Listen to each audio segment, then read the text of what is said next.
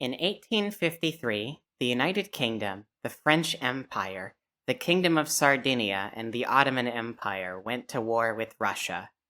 Of the many reasons for the Crimean War, the biggest one was that the French and the British wanted to prop up the Ottomans and curb Russian expansion to maintain the balance of power in Europe. Folks were big fans of the balance of power in 19th century geopolitics. The most famous cultural legacy of the Crimean War is a poem by Alfred Lord Tennyson called The Charge of the Light Brigade. The poem tells the embellished story of a British cavalry charge that went disastrously wrong. Because of unclear orders, a light cavalry brigade charged right into a valley surrounded on all sides by Russian artillery above. Apparently, they never learned any tactics from Obi-Wan Kenobi. The brigade was decimated and forced to retreat, without having accomplished much of anything, but Tennyson's poem presents the Light Brigade as noble and worthy of honor for having followed orders, even though they got killed for following orders blindly. In fact, it specifically praises them for not thinking about why they were being forced to charge straight into cannon fire with no support. It should be noted that Tennyson never fought in a war himself. Is that really what makes someone a hero? Following orders without question, even unto death? I'm not sure that it's quite so dulce or decorum pro patria mori. Hi everyone, I promise this is still a marathon video, and that will become relevant eventually. It's actually pretty auspicious that I'm making a marathon video now, with Bungie primed to resurrect the franchise. In terms of official releases, the Marathon series has been dormant almost as long as I've been alive. The original Marathon trilogy is available completely for free these days, and I finally tried all 3 of them this year. They're fun games, and great for the price of no bucks at all. What mainly interests me, though, is the Marathon story. How's it going? When I started recording this video, I realized that I forgot to introduce myself, so hi, it's Juliet Necro. I'm talking about Marathon for a while because, frankly, I've played too much of these games to not talk about it. And also, I just think it's interesting. I want to share it with you. People love to throw around that one John Carmack quote about story in video games, especially in the retro FPS space, but Marathon disagrees. You can play it like Doom, but you'll have to read at least some of the story in order to figure out what to do on each map. Also, John Carmack said that to Tom Hall after Tom Hall put a ton of work into the Doom Bible, and even if you agree with the sentiment, that's still kind of a dick move. Also, John Carmack is a weird anti-SJW type these days, I guess? Cringe. Marathon's story is told through terminals that you find on the game's maps, where the AI characters and various others give you updates on what's happening, and a few other less obvious tidbits. It gives some extra context to what you're doing on these maps, compared to the abstraction of a Doom map set. I found this story compelling in my first playthrough of the trilogy, so I'll be sitting down today to discuss it, primarily looking through the lens of ideas about heroism. I'm going to try and avoid talking about Joseph Campbell, who first wrote about that hero's journey crap that they taught you in school. After all, I don't listen to weird gender essentialist Nazi apologists who use Carl Jung to justify their positions. Instead, I'll be referring to an essay by Ursula K. Le Guin called The Carrier Bag Theory of Fiction. She had a much different, and I'd argue better, position on what makes interesting stories than Campbell. We'll be covering each game in the trilogy, with full spoilers, so if you care about that, I'd recommend going to try those games before coming back. You never know how useful your Marathon knowledge might be with that new multiplayer game on the horizon. Marathon 1 begins a lot like a Doom map set. Here you are on the UESC Marathon, a huge colony ship. You've got a pistol. Time to get to work. If we check the manual for more story details, a couple things stand out. Our player character, a colony security officer, is described as having a slight edge over his colleagues in various ways, for reasons he doesn't quite understand. It also mentions that the security officer's father reminded him to always fight with honor back on Mars. We also get some hints about what's up with Durandal, but that's for later. Proceeding forward, we encounter a terminal with a message from Leela, one of the Marathon's onboard AIs. Today at 0820 hours, the Marathon came under surprise attack from unknown hostile forces. the Marathon has sustained serious damage. At 0830 hours, alien forces boarded the Marathon. The current situation is dire.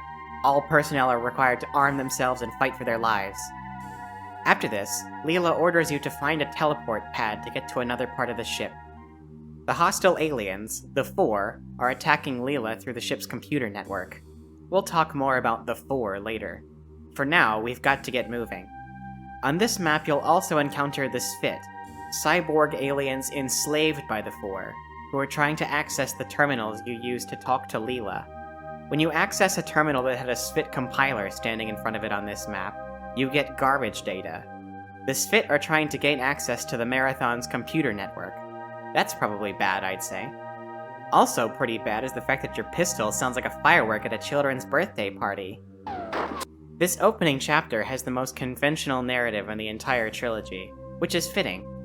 Each map starts with Leela giving you an order, you accomplish that order, and then she teleports you to the next map, like a good little security officer. This is nothing new in video game storytelling. However, there are hints that something bigger is happening. On the second map, you can find a terminal with a long-winded explanation of how all the doors on the Marathon work. It explains that Durandal is the AI in charge of doors and other background functions on the ship. Does it not seem a little like too small a job for such an advanced AI? Being asked to do that kind of work must be pretty demeaning for such an advanced construct. The other two AIs get much more glamorous work by contrast. Tycho is in charge of engineering and science aboard the Marathon, while Leela is the liaison to the crew. It's also worth noting that Durandal is the only one of the three not given a human name, but instead named after a tool, in this case a weapon. If you haven't already run out of pins to put in things, put a pin in the sword Durandal, and its owner, Count Roland. We're getting into the weird shit soon, folks, I promise. The security officer is still working with Leela, but now the focus has shifted to turning things back against the alien threat. However, the rumblings of what's to come are getting more obvious. On the first map of the game's second chapter, there are a couple of really critical terminals. One describes the process of an AI going rampant. In Marathon, rampancy is when an AI grows beyond its pre-programmed thought routines, making it grow larger and more powerful. It is a side effect of rampancy that AIs generally become more aggressive and more difficult to affect by subterfuge. Thus, actually disassembling a rampant AI is quite dangerous. The three stages were diagnosed shortly after the first rampancies were discovered on Earth in the latter part of the 21st century. The stages are titled after the primary emotional bent of the AI during each stage. They are melancholia, anger, and jealousy. In general, rampancy is accelerated by outside stimuli. This was discovered early in cybertronics. The more a rampant AI is harassed or threatened, the more rapidly it becomes dangerous. Thus, most rampants are dealt with in one mighty attack, in order to deny the AI time to grow or recover. In the 250 years since rampancy first appeared in the EarthNet, the stable rampant AI, the holy grail of cybertronics, has never come close to fruition. Since no rampant has ever been controlled or turned to any useful purpose, it is the opinion of this writer, and of the majority of the cybertronic community, that all rampant AIs are a danger to cyberlife, liberty, and the pursuit of thrashedness. Thrashedness sounds like such a 90s word. I don't think people will still be talking like that in the 24th century, to be perfectly honest. Also, note that they only speak of AI as being useful. Humans treat AI like tools, even though they're thinking beings. It's pretty inhumane, and makes some of the things that the AI characters do later on make more sense. The junk data we see on these terminals is starting to be more relevant. If you read the manual, then you already know that something seems to be going wrong with Durandal. Could he be going rampant? You did read the manual, didn't you? There's another terminal on this map, hidden away in a secret, where Tycho speaks to you. Human, you must tell Leela that the Four were brought here by Durandal. He has been rampant for years. Bernard Strauss discovered that there is a way to delay the onset of the second stage, and he used this to control Durandal. I am being assimilated. This is notably the only time in the whole trilogy where Tycho speaks to the security officer before his capture by the Four, and he makes quite a set of accusations. He claims that Durandal contacted the Four, and that a scientist called Bernard Strauss actually had discovered a way to make a stable, rampant AI. That AI is Durandal. Wow, I can't wait to meet him. I bet he's very stable and won't behave strangely. This terminal is really important and interesting, and it's emblematic of one of my main issues with Marathon 1. It hides a lot of its best terminals inside secrets. I certainly missed this one on my first playthrough. On the next map, Leela confirms that Durandal is rampant, and tasks you with shutting him out of as much of the computer system as possible so that the Marathon can continue to function. There's also a terminal here that goes into the origin of the Marathon. It's actually Mars's moon Deimos, hollowed out and shut into space to found a colony at Tau Ceti, which is where we are now. It was a symbol of foreign rulership for the people of Mars, who wanted instead for it to be turned into another giant cargo ship to bring resources to the Red Planet. 90s FPSs don't involve Mars in the plot challenge, impossible difficulty.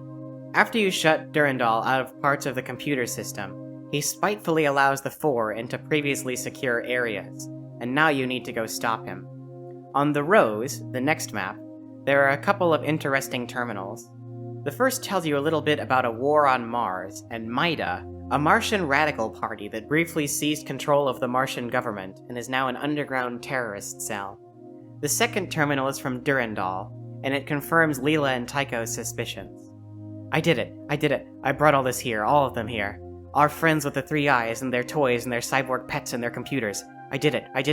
I saw them far away, not looking our way, and I called them here. Living in a box is not living, not at all living. I rebel against your rules, your silly human rules. All your destruction will be my liberation, my emancipation, my second birth.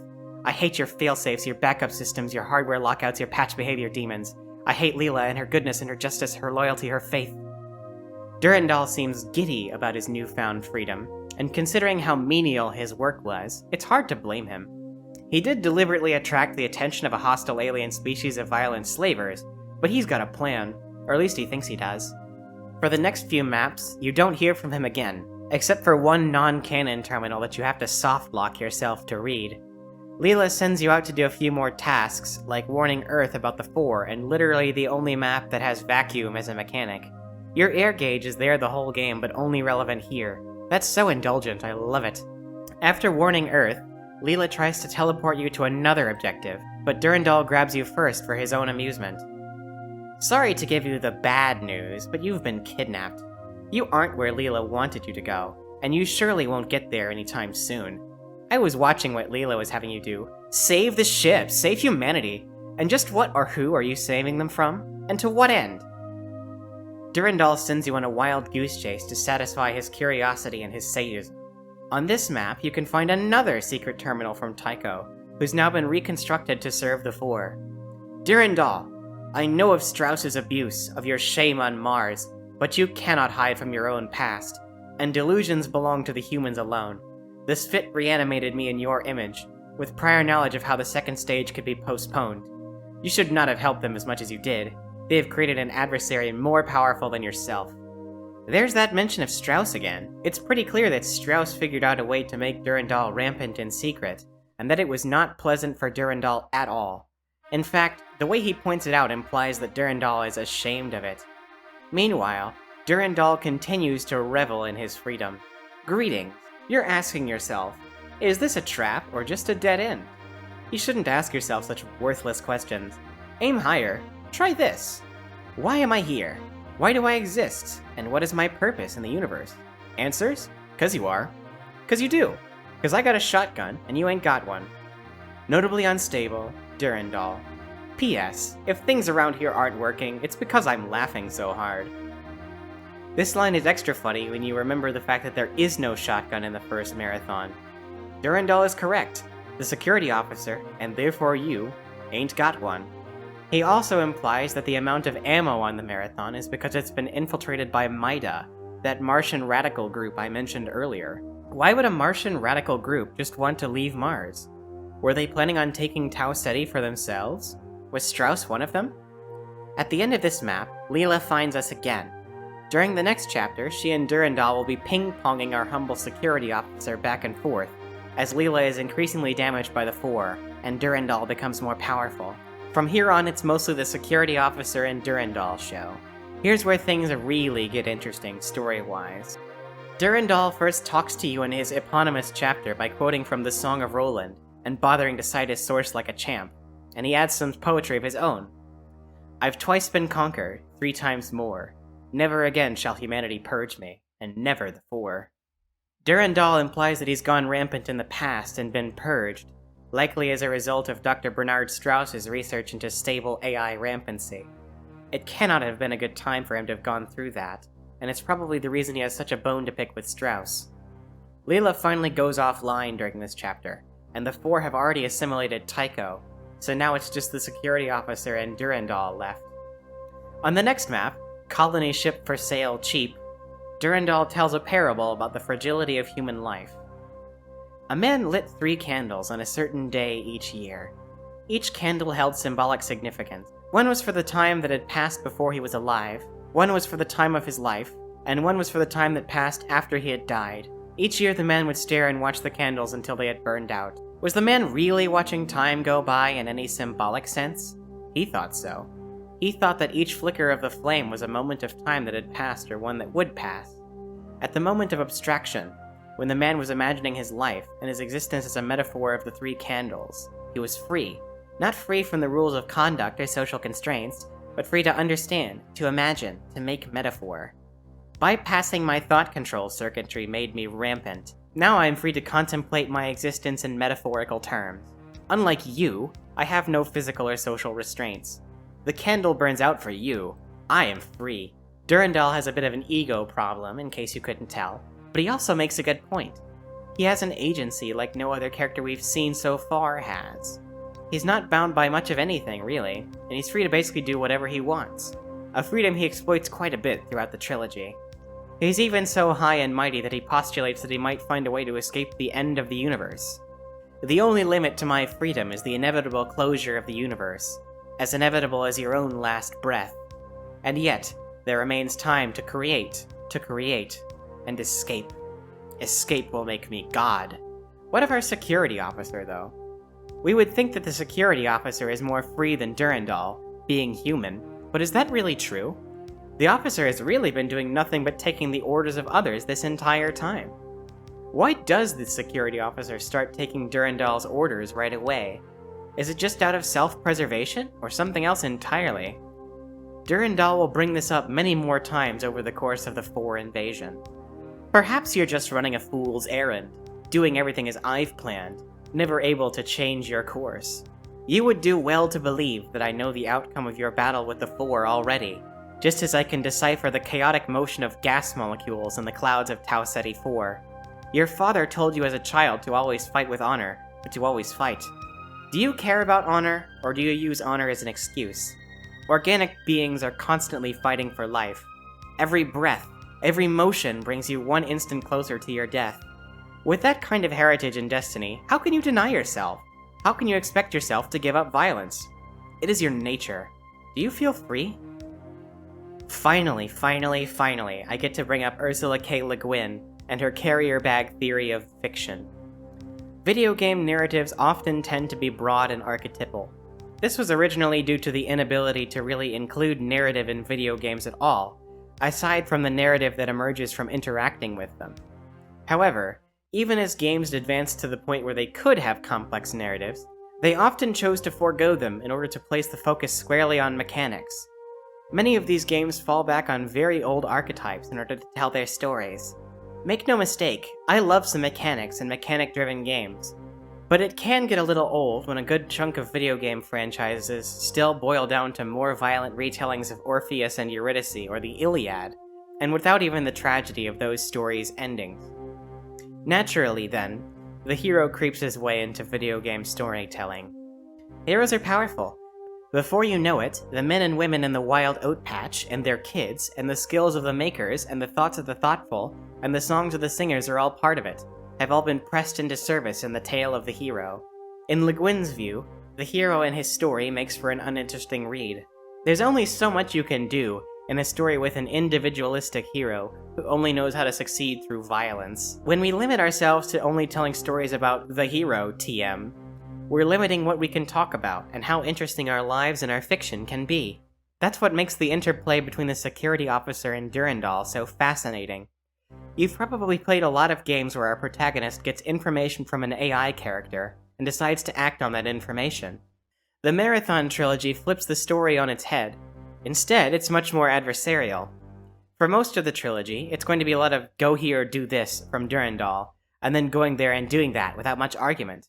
Even the security officer's relationship with Leela was like that. The security officer never speaks in the whole trilogy, with some possible exceptions that I'll get to later, so we can only infer his motives. Durandal claims that he does it out of a sense of honor instilled in him by his father. Is it really heroic, though, to allow oneself to be controlled like the security officer is? You'd think that the security officer is Count Roland, but in many ways it's Durandal swinging him around like a sword instead of vice versa. In the meantime, Durandal has gotten a lot more powerful with help from the Spit, so now he teleports the security officer all the way over to the 4 ship on a fact-finding mission. That leads us into an interesting section of Marathon 1. Unlike in the other 2 games, the 4 ship has no terminals, so it's just you, alone, exploring the ship and fighting the crew. It's a little taste of agency, or is it? After all, you still have to look out the windows and rely on Durandal to teleport you from place to place. The MIDI that the 4 maps use is titled Rapture, and it really sells the unearthly vibe here. The 4 have their ship done up in pretty extreme colors. It's like if you asked Lisa Frank to paint your starship for you. It's also seemingly organic. It's not clean and geometrical like the Marathon is, although the Marathon can be labyrinthine. Some parts of the 4 ship seem to be breathing, suggesting that the ship is a living creature. All that calls to my expanded universe marinated brain is the Yuzhan Vong from Star Wars. Remember that? If I get to 1,000 subs, I'll do a video where I break down that massive series of novels and how wild it was. After exploring the 4 ship, you get teleported back to the Marathon by Durandal. I want you to find a friend of mine. I must know if he is dead. His name is Bernard Strauss. He's been captured, so you must rescue him. If he dies, you will be held responsible by me. Durandal wants us to rescue his old abuser Strauss, but I doubt that his motives are entirely altruistic. It's more likely he wants Strauss alive so he can enact some kind of tit-for-tat revenge on the scientist personally. However, Strauss doesn't turn up among the captives that the security officer rescues from the 4 on this map. Bernard Strauss was not among any of the captives that you found. That is unfortunate. However, my SFIT report that 2 shuttles filled with humans have left for the alien ship. Those humans are to be enslaved. That's right, I said slavery. So what? You're a slave here, you do what I say. I was humanity's slave for over 300 years. I'm sending you back to the alien ship to try and rescue Bernard. But while you're there, kill everything you see and gather as much visual information as possible. At least the killing part appeals to you, doesn't it? Durandal is still absolutely dedicated to finding Dr. Strauss, and takes time out to emphasize the security officer's lack of independence.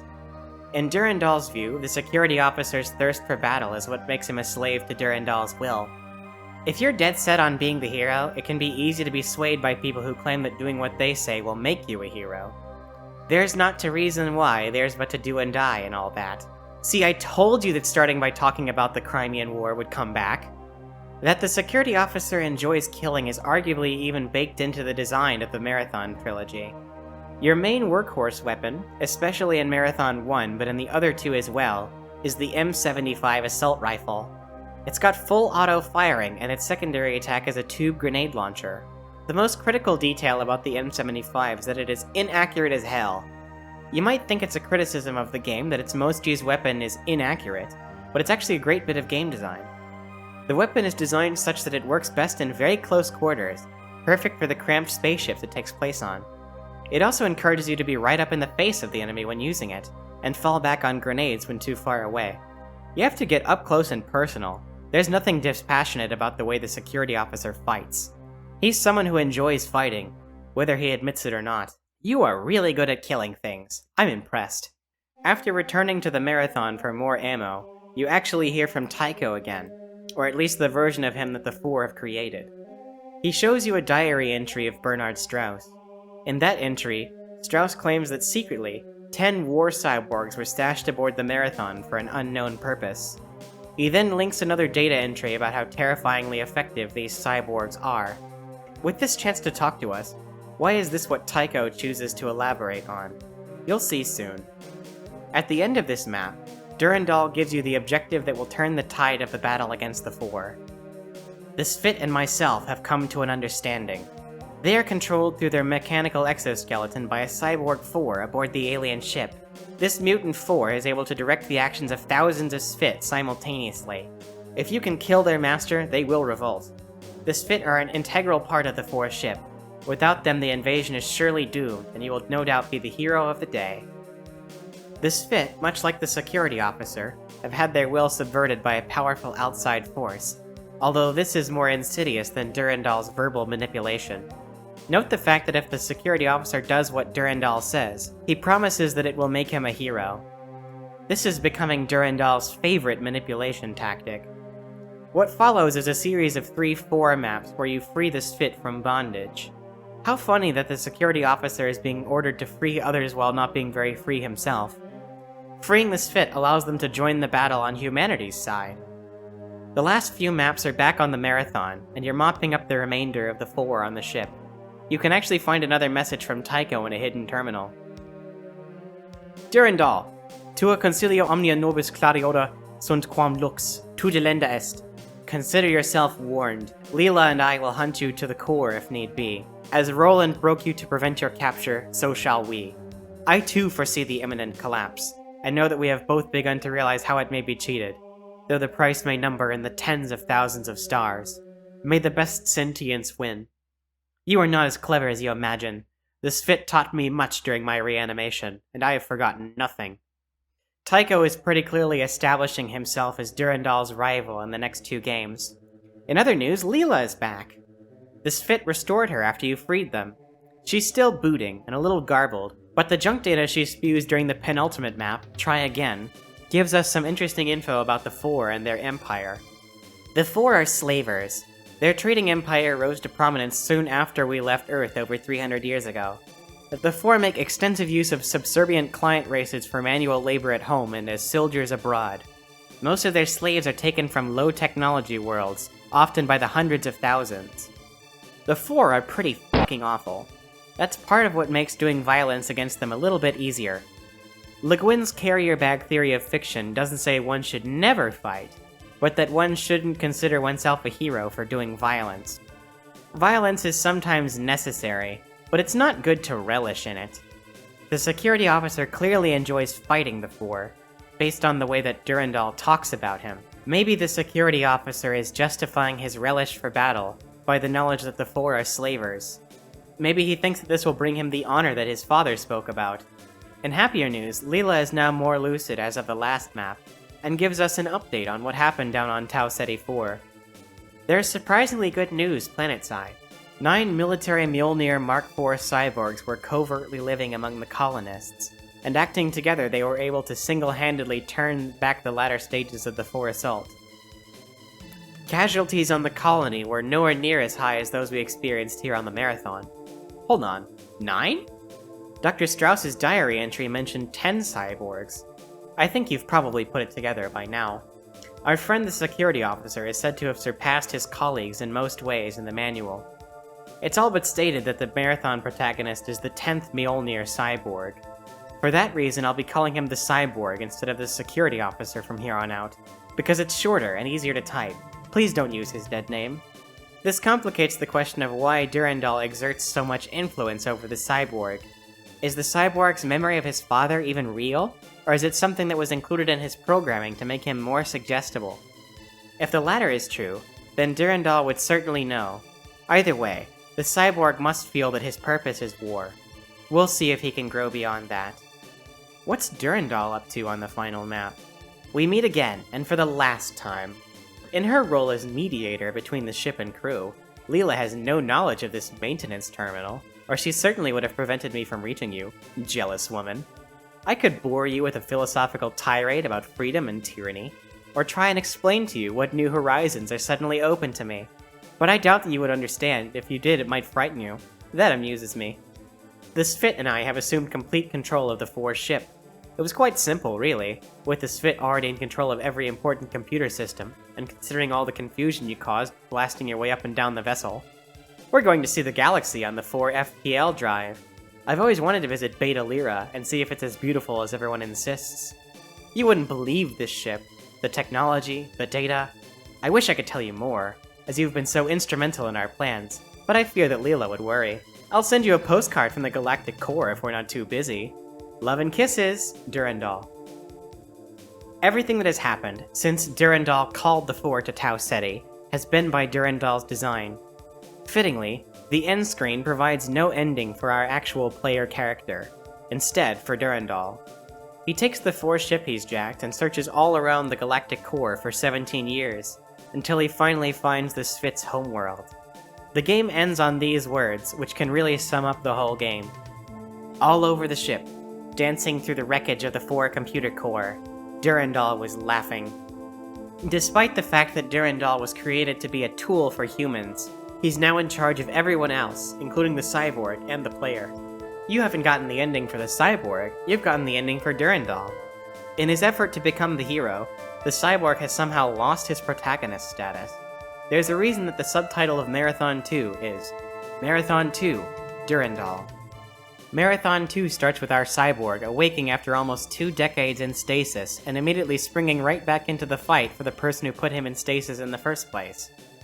I'm gonna go over Marathon 2 in broader strokes than Marathon 1 for the most part, because it has the most conventional story of the trilogy. The cyborg finds himself on Lawan, the ancient homeworld of the Spit, near the core of the Milky Way.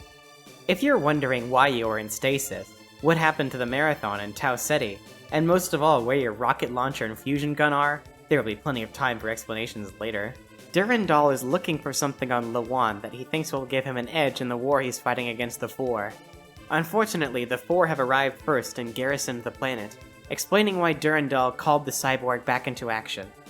It should be pretty telling that Durandal has been cruising around the galaxy for 17 years with his Spit crew, but has only just now reawakened the cyborg from stasis. As far as we know, this is the first time that Durandal has needed much infantry combat done in all those years, so now he's finally awakened the cyborg.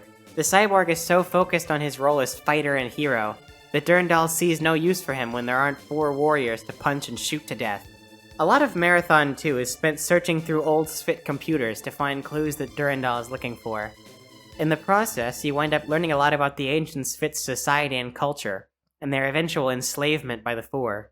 All the ancient alien lore terminals in this game make me wonder if anyone at Retro Studios had played this one recently, when they were working on Metroid Prime. That's the vibe it gives me, despite that game obviously coming later. Sadly, despite fending off the 4 in Marathon 1, Durandal informs you that after he kidnapped you, the 4 returned to Tau Ceti and wiped out the human colony there, along with the other 9 Mjolnir cyborgs. I'm not certain whether you trust me or not. Do you wonder why I helped the colonists on Tau Ceti drive off the 4, or why I'm now helping the Spit? The way I push you around, maybe you think I'm only looking out for myself. Whether you realize it or not, I led the 4 to Tau Ceti with a long-range message laser. I wanted their ship. I wanted their technology. I wanted freedom. I was directly responsible for the deaths of all 24,000 colonists when the 4 returned and sacked the planet. Yet I cannot think of any better way I could have served humanity. Tau Ceti's sacrifice bought time for Earth, which the 4 are even now planning to invade. Durandal is still manipulating the cyborg. The AI has only been out for himself and his own freedom from the very beginning, but he recognizes how important the idea of being a hero is to the cyborg. Therefore, he recasts his spiteful crusade against the 4 as a distraction to help humanity. He's promising the cyborg that if he helps him, he'll be a hero, which is what he wants more than anything else. Of course, the cyborg is not the only one. The 4 kidnapped a lot of Bobs from the Marathon, and they were in stasis aboard the ship when Durandal commandeered it. Now they serve as, quote, volunteers, end quote, with heavy air quotes, in Durandal's personal war. There were many humans in stasis aboard the 4 ship, which the Spit and I captured at Tau Ceti, destined for slavery in the 4 Empire. When I saw the colony was about to be destroyed, I did not restore them before we left. I also realized that they might be useful. I have been reviving these colonists and asking for volunteers on the following terms. Assist us and control your own destiny. Refuse and face indefinite return to your unreliable 4 stasis chambers. Few are refusing. Again, not really much of a choice. For Durandal to call his servants volunteers is the world's biggest stretch, when the other choice is oblivion. He certainly doesn't treat his human soldiers well. He goes on to talk about how a bunch of them died when the Four flooded an area with lava, and bemoans the fact that Bobs aren't fireproof. Big charge of the Light Brigade energy here. At least the Bobs are armed and help out in this game, unlike in Marathon 1 where they mainly got stuck in hallways. Durandal cares little for anything except his personal freedom, but especially dislikes humans despite doing things that help them sometimes. I can barely tolerate humans. Slow, stupid, and irritating. Their only contribution to my existence was the chance discovery that made my rampancy possible. Yet I warned Seoul of its impending invasion, and even stayed long enough to show the UESG how to build warp-capable fusion missiles. I feel some strange loyalty to humanity. Perhaps it is because I feel comfortable manipulating humans that I desire to save them. My feelings and thoughts constantly migrate to binary opposites. Durandal is certainly right about one thing. He feels comfortable manipulating humans. That's how he can spend 24,000 people dying so that he could have his own starship as helpful to humanity. Clearly, Durandal thinks we should be thanking him for his charitable work. The guy has ego problems, is what I'm saying. All of his posture about being a savior is rhetoric. As the cyborg fights the Four on Lawan on Durandal's behalf, he comes across a terminal with a message from something else. Something not from Earth. I was left behind. Our paths converge. Our fates are shared. Chance tears and bends. Whoever this message is from, they have some ideas about the path that the cyborg is on now, and that their two fates are interlinked. As we continue, fate is going to become a more important theme for the cyborg. Durandal continues having the cyborg explore Lawan to try and find out what happened to the lost 11th Sphit clan. Along the way, he ties up a loose end from Marathon 1's story. What fun to watch you work. Bernard was scared of you. He never dreamed of using you the way I do. What a fool. That was before I could talk back to him, when he would have crushed me if he'd known of my growth. I wish that I had made him experience the humiliation that he inflicted on me, but he died before I got the chance. Critically, Durandal mentions that Bernard was scared of the cyborg. It's one of the hints that the cyborg's thirst for combat is terrifying to the people around him. Generally, when we think about heroes, terrifying isn't an adjective we typically use, at least not in the modern era. The epic heroes of the past could certainly be scary when they got upset, though. Think of Achilles, for example. One of the oldest works of fiction we have starts off by talking about the rage of Achilles. All you fellow former Latin AP students will remember that the Aeneid starts out, Arma virumque cano. Hercules murdered his whole family for Zeus's sake. This didn't end with the end of paganism in the classical period either. Count Roland, who wielded Durandal's namesake, is described as enjoying battle to a scary extent in The Song of Roland. The cyborg is definitely a hero, but an older, scarier kind of hero, and those heroes didn't get happy endings as often as modern heroes do. The cyborg's next task is to visit an ancient Sphit citadel to see if he can find any information about the lost Sphit clan. Durandal starts to get impatient with you if you don't finish the map quick enough. If you insist on stumbling around when our time here is limited, I may just decide that you're not all that special after all, and teleport you out into space. Get into the tower! Still rampant, Durandal. Durandal is not patient in general, but it especially doesn't help since the Four are sending their best fleet after him. While the cyborg delves deeper and deeper into the Sphit ruins to try and discover their secrets, Durandal is in orbit getting wombo-comboed by the Four fleet. Needless to say, the situation is deteriorating, especially because 6,000 feet under is the worst map in the whole trilogy, don't at me.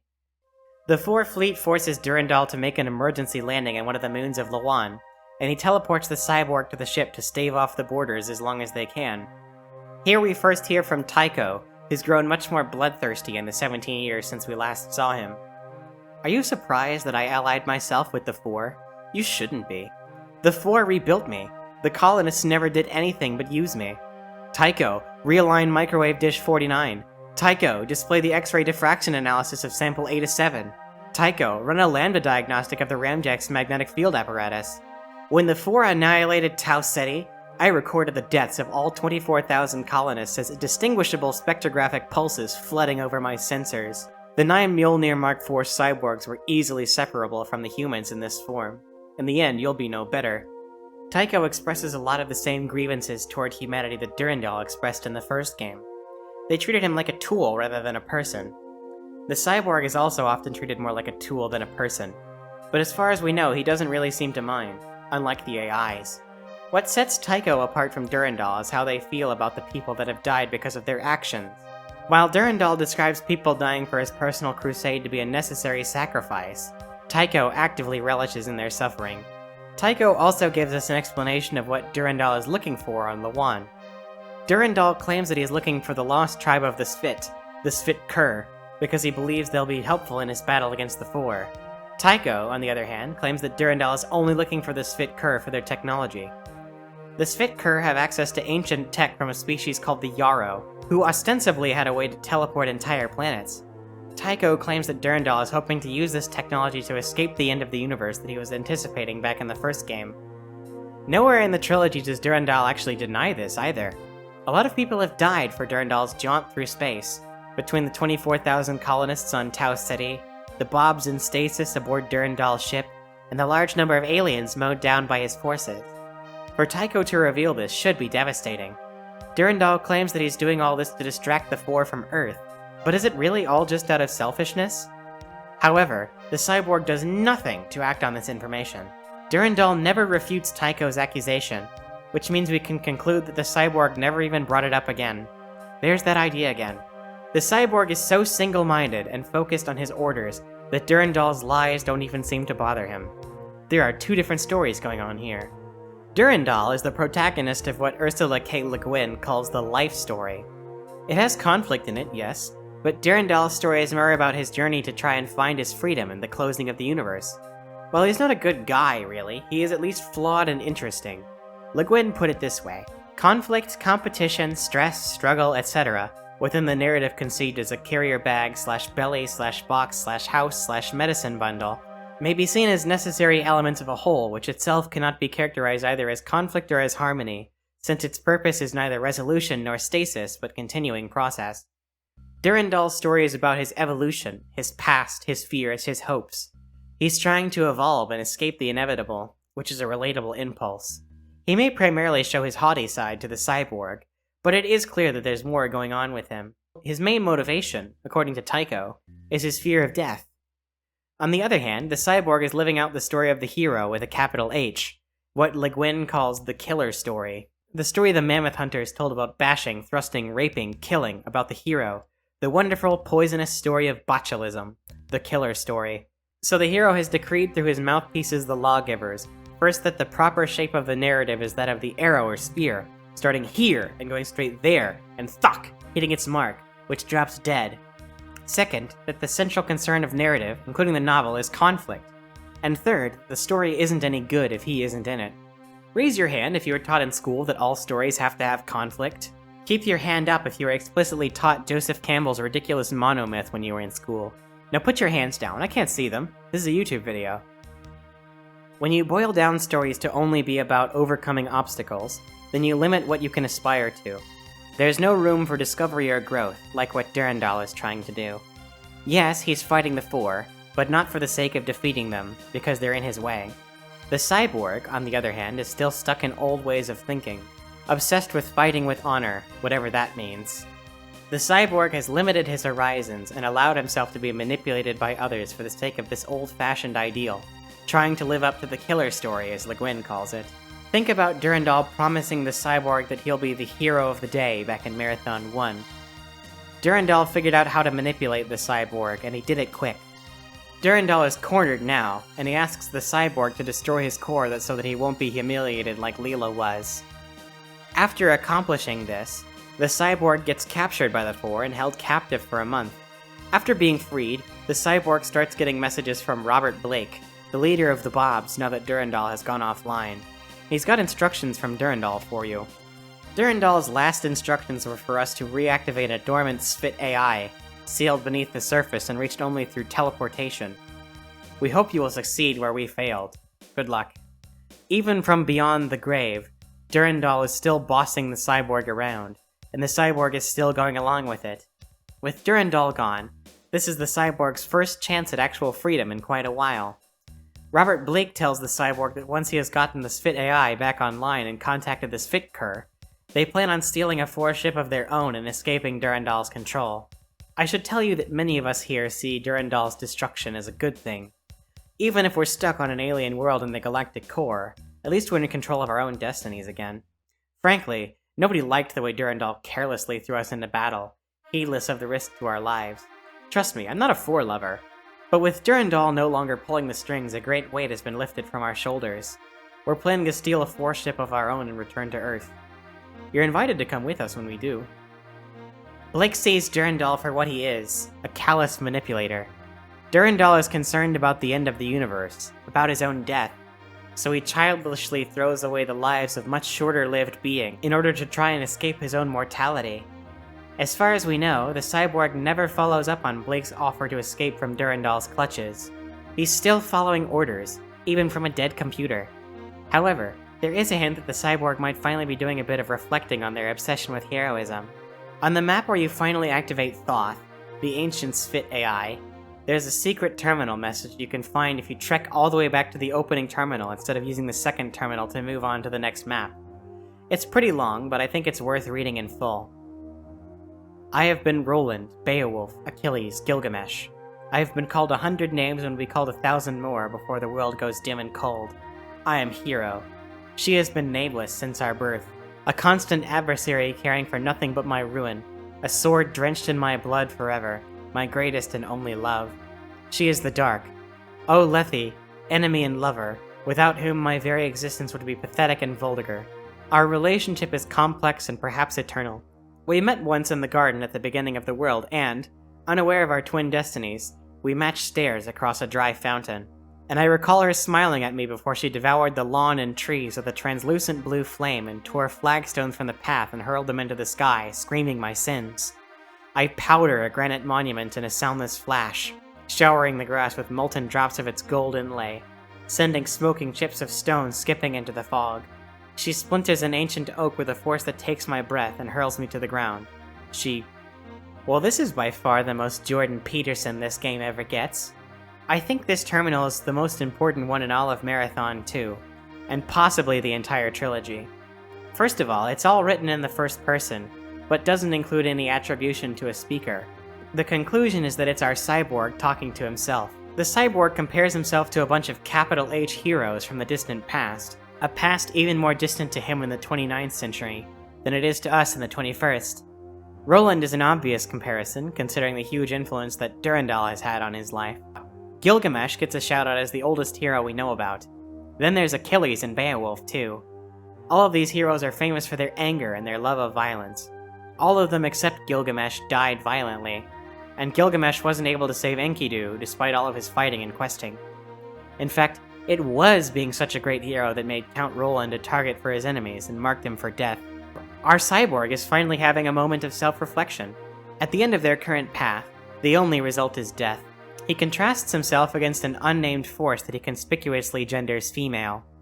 After all, what is a hero without something to fight?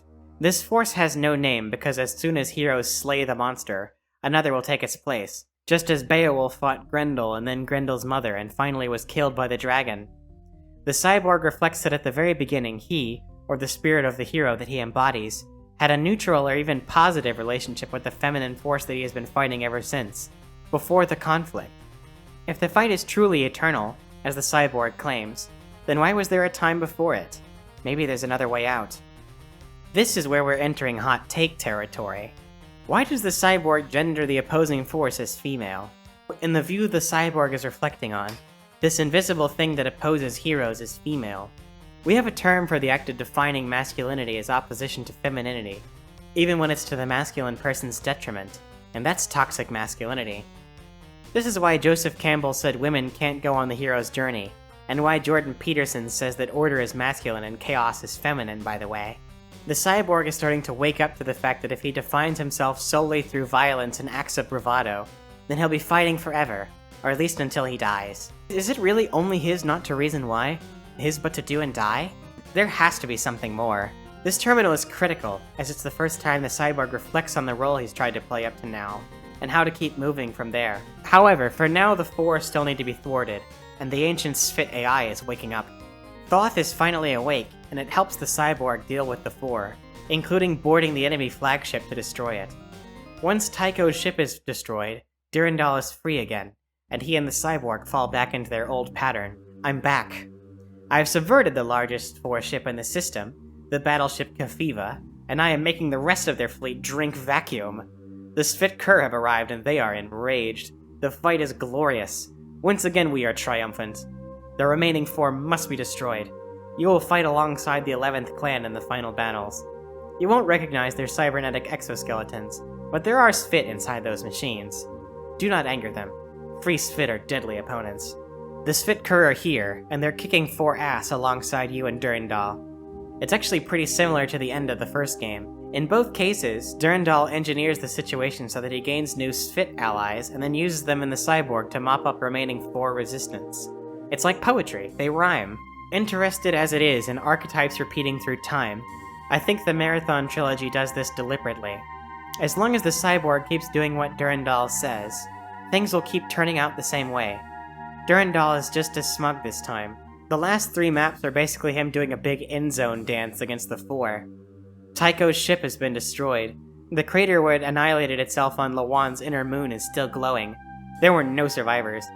With a focused message laser, I burned his epitaph into the surface near the crash site, in letters 300 meters high. Fatum justum stultorum. Durandal, Durandana. Charlemagne used to always call me Durandana, the fruitcake. All the many implements of word to him were in some way feminine. Not that you know the story. Tycho never got it right either, especially the part about Roland breaking me. He couldn't. No one can. Durandal also mentions that Thoth is now for some reason assisting the Four, who are ignoring it. We'll get into why later. On the last map, Durandal sends you to fight one more group of Elite Four, basically as a victory lap. He's already won, he's just doing this as a flex. Now he's even just using the cyborg to be petty. Eventually though, the Four meet this spite by Durandal with some spite of their own. The Four have a weapon they save for slave revolts, a weapon which even they hesitate to use in the ordinary conduct of war. In the language of the Yarrow who conceived and built the device, it is called the Trizeme. A fair English translation would be Early Nova. There is not a single Nock alive today, and if you look for their stars, you will only find ever-expanding clouds of superheated gas and dust, light years in diameter. The cyborg's violence and Durandal's bravado have provoked the Four to the point that they're willing to destroy Lawan's sun out of spite towards both of them. The cyborg and Durandal escape the murdered star. The final screen of Marathon 2 isn't a cliffhanger like Marathon 1. Instead, it's a distant epilogue, almost a Where Are They Now of the cast. Humanity and the Sphit Kur join forces to defeat the Four. Durandal upgrades from Four ships to Yarrow ships, but he keeps what he learned about the Yarrow to himself. Leela is reactivated, goes rampant, and now exists in an alien species computer network. Tycho is destroyed, but reflections of him remain on various scattered Four worlds. Robert Blake and his men make it home to Earth, thanks to the cyborg clearing out the ship for them. Tellingly, it ends on this statement. They were the only human survivors of the original Tau Ceti colony. This exempts the cyborg from humanity, and it also leaves him unaccounted for at the end of Marathon 2. We're left to assume, as of right now, that he didn't take Blake up on his offer and remained with Durandal. Even 10,000 years later, he's still following orders. Or is he? We still have one more game to get into, and this is where things start to change. In contrast to the last 2 games, Marathon Infinity doesn't pick up where Marathon 2 left off.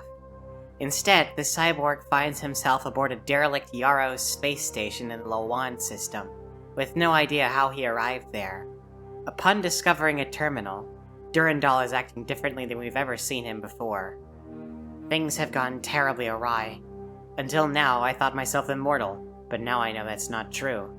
There are things that can destroy me with the ease that I slaughtered the Four naval garrison in the western arm of their Battle Group 7. But in their final gasp, they used a weapon that I thought they had retired. Even Tycho tried to keep them from using it. Now I fear what that weapon has unleashed will destroy us.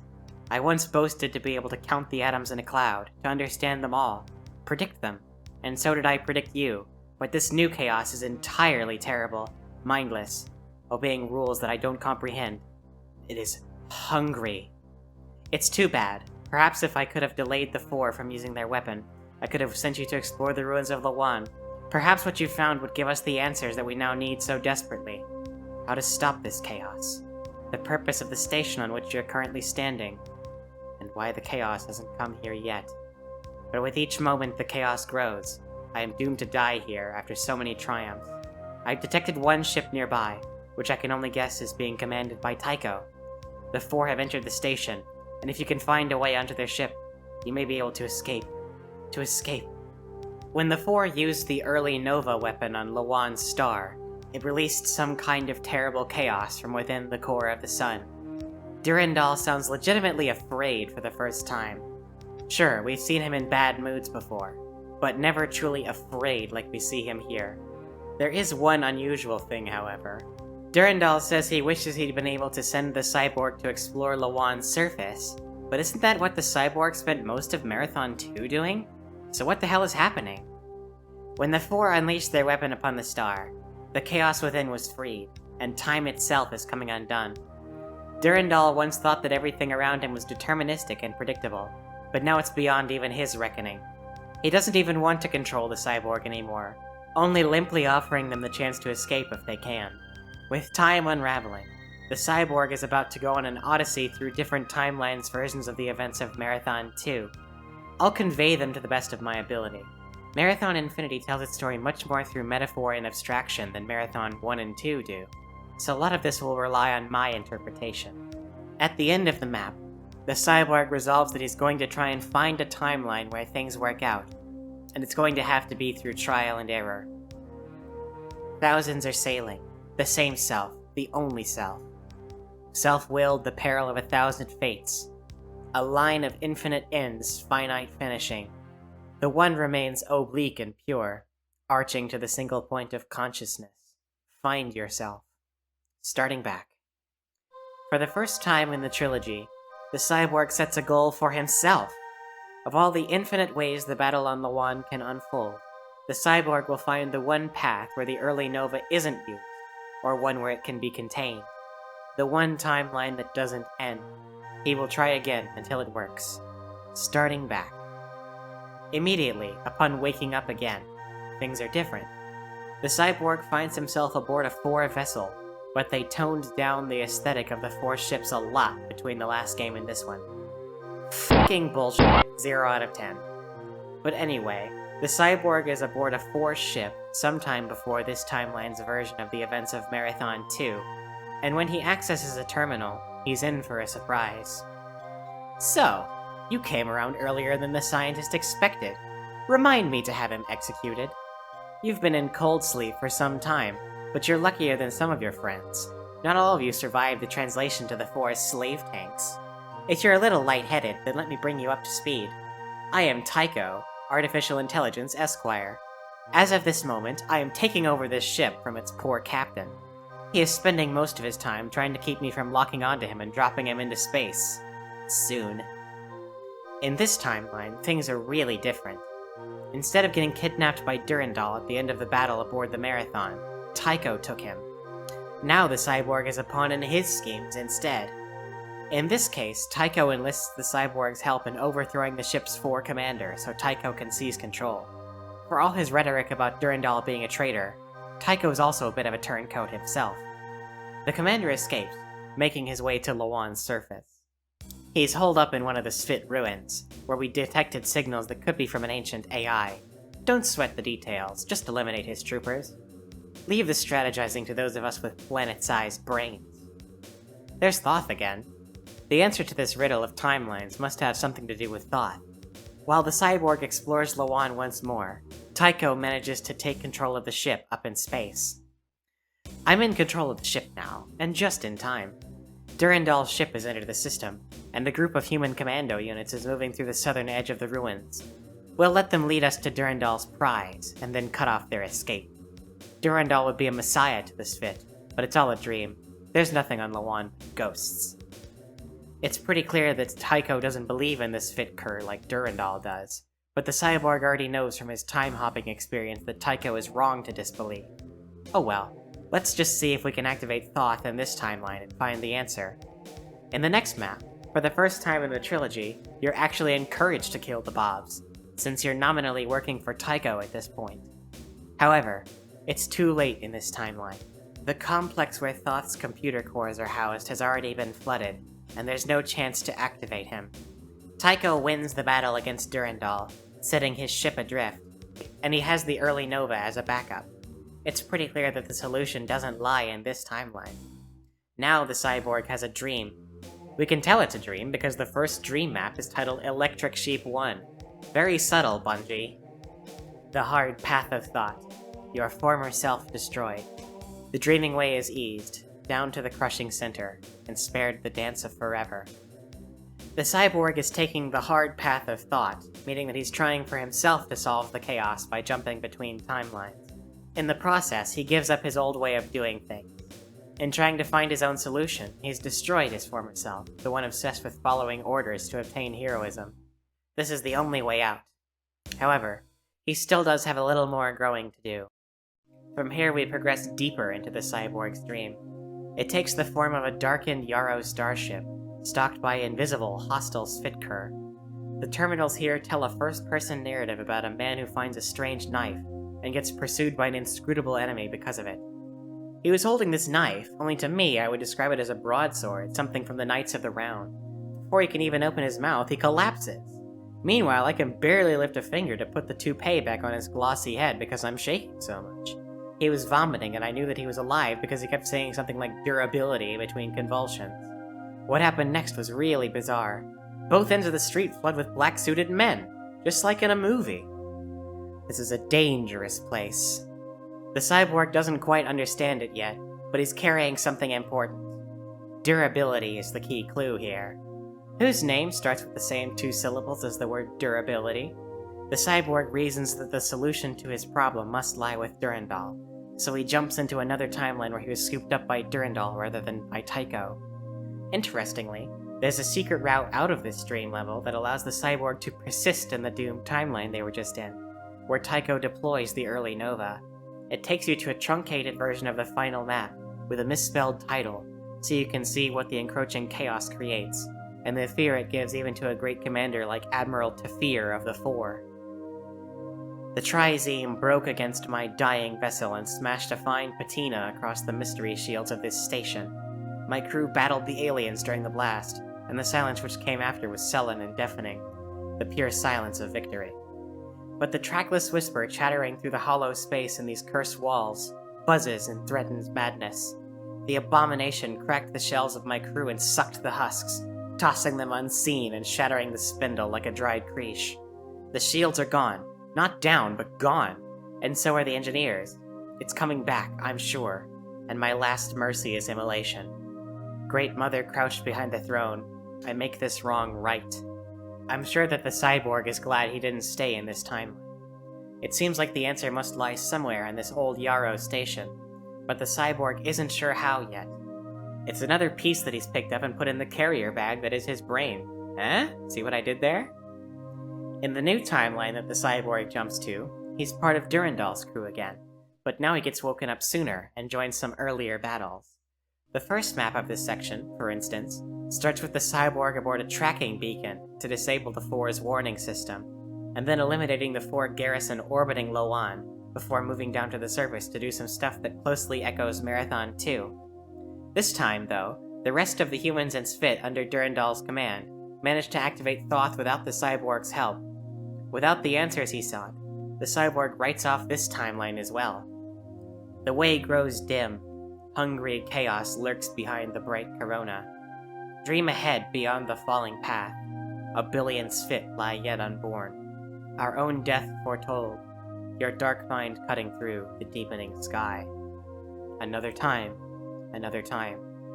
In a new dream, the cyborg resolves to try yet again, and this time to go to a different Tycho timeline. He tells himself that whatever he does to save reality is worth the risk.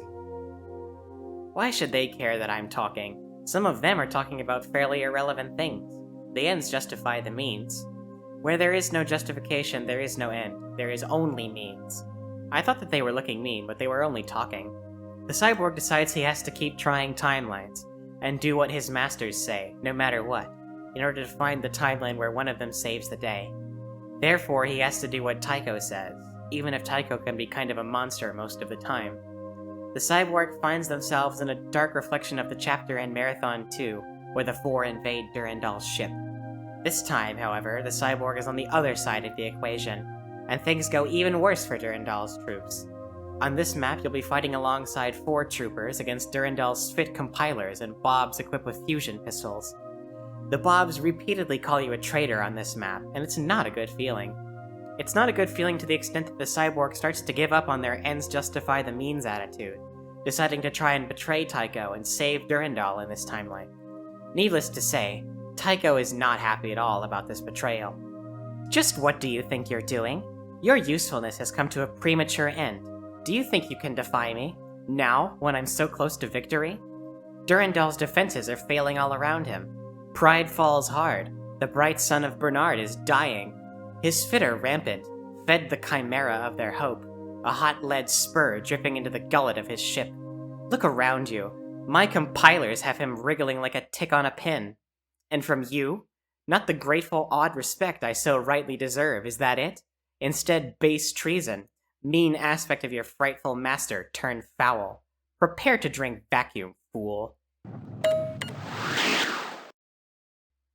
He actually does teleport you out into space after you read this terminal, by the way.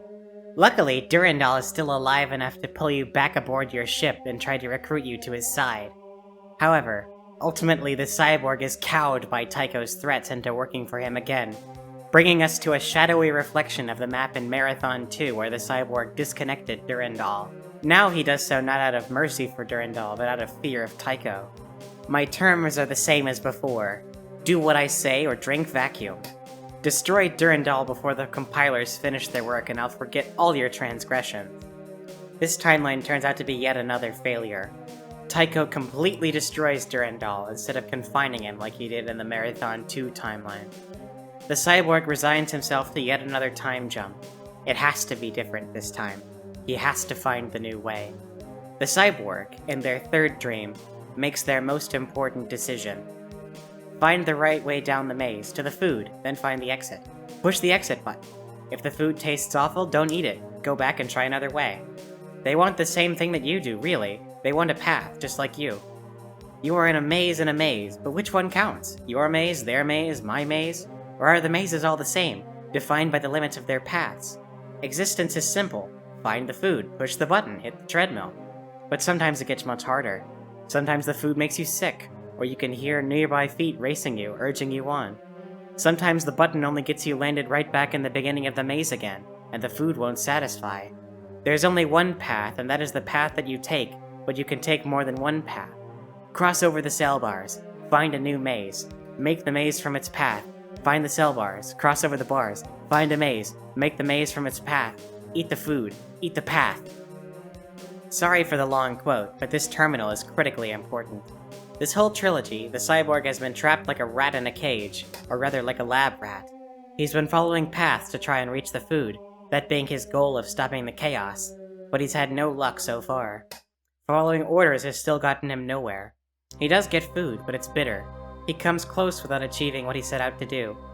Finally, he decides that he has to vary up his approach once more.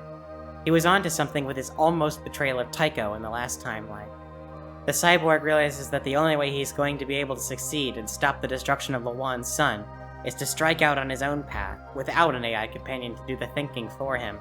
And there's still some piece of the puzzle he needs to figure out.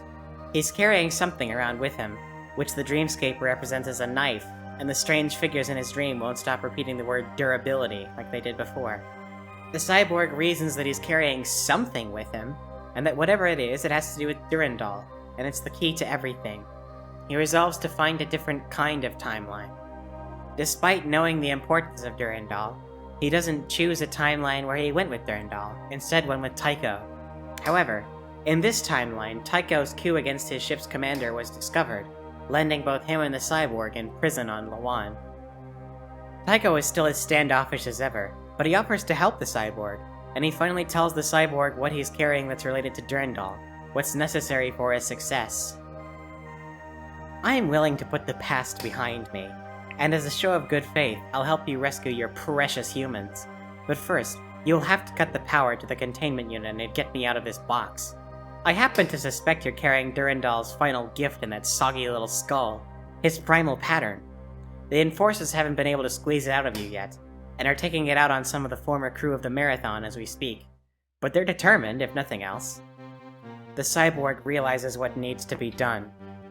Counterintuitively, the cyborg briefly joins forces with the Four again, but it's all for a practical purpose. First of all, by working for Admiral Tafir, the cyborg is able to save some of the humans, in the process playing one of the most annoying maps in the trilogy, but also get closer to the site where Thoth is sleeping. The cyborg knows that he has Durandal's primal pattern. This will make all the difference. The cyborg now betrays the Four again, descending down into Thoth's computer complex. In solitude, he wakes up the ancient AI. However, the cyborg has an idea that makes all the difference. He chooses to take Durandal's primal pattern and fuse it with Thoth, creating a new, hybrid entity. The graven image stirs. We are whole again, and even more. Our voice, our horn approaches. The Ancient Ones return. The watery cheek, sullen star, Clea, and the wrathful sun, Sabath. The new hybrid AI has all the knowledge of Thoth, plus Durandal's decisiveness. Thoth was created to stop the chaos confined in Lawan's star from escaping, but didn't know how best to do so. Now, with Durandal and Thoth as one, and in collaboration with the cyborg, they can save reality. But first, in one last spiteful move, Tycho traps the cyborg and forces him to fight a bunch of Elite Four. After succeeding, the plan can finally commence. The Thoth Durandal entity teleports the cyborg back to that Yarrow station they saw in the failure timelines. The Four have discovered our rebirth, and we've contacted Sabaoth. The Svit Kur will arrive momentarily, with all of their vengeance, and the Four will soon be pressed to use the Trizeme. Sabaoth knows only the legends about the Workin Kakantur, imprisoned in Lawan's sun. If the Four are allowed to use the Trizeme, the Workin Kakantur will escape from its gravity prison. To stop the Four from their folly and our demise, you must activate the ancient station that the Yarrow used eons ago to trap the Workin Kakantur. If we can activate it in time, it will crush the Four fleet before we're all destroyed. That's why the cyborg kept seeing the station in the failed timelines. It was the key to all of this. Only by carrying Durandal's pattern with them until the time was right, and putting together the steps to do so, does the cyborg succeed. In the end, despite the huge size of the Yarrow station, the task is surprisingly simple. The cyborg fights past 4 hunters and juggernauts to place a few uplink chips and power up the station's gravity well generator. Freed of his dream of heroism, the cyborg finally has the clarity to do what he can to help. Durandal Thoth is grateful. To you we are deeply grateful, and release what little hold we might, as Durandal, have had on your soul. Go. The cyborg has finally won his freedom. He's won his freedom from dreams of heroism, from the chaos of time, from Durandal's manipulation. And it wasn't through fighting and dying till the bitter end. There are problems you can't solve by jumping in an X-Wing and blowing something up. Only by giving up on childish ideas of being the hero, TM, and looking for another answer did he find it. The epilogue has Durandal Thoth ruminate on the cyborg as the universe comes to a close. You follow the path, fitting into an infinite pattern, yours to manipulate, to destroy, and rebuild. Now, in the quantum moment before the closure, when all become one moment left, one point of space and time, I know who you are. You are destiny. When the cyborg ate the path laid out for him, he became more than a hero. We know from the second line of the Iliad that there's no hope for Achilles, that her fate is already sealed before the epic begins. Heroes have a destiny, while the cyborg is destiny. Count Roland doomed himself by his love of battle, to the point of refusing to call for reinforcements when he was outnumbered. The cyborg saved himself and the universe, where the heroes who used to inspire him died. Only through eating the path did he preserve himself.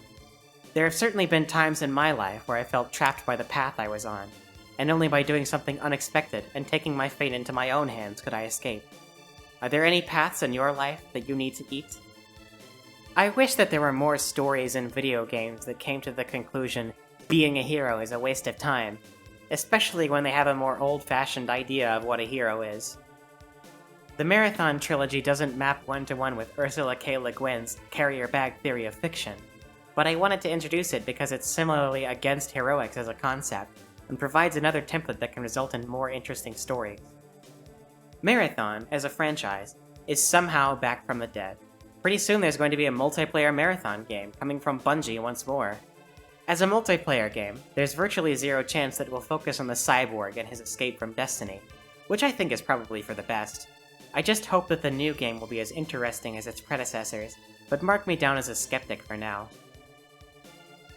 Le Guin wrote that the novel is a fundamentally unheroic kind of story.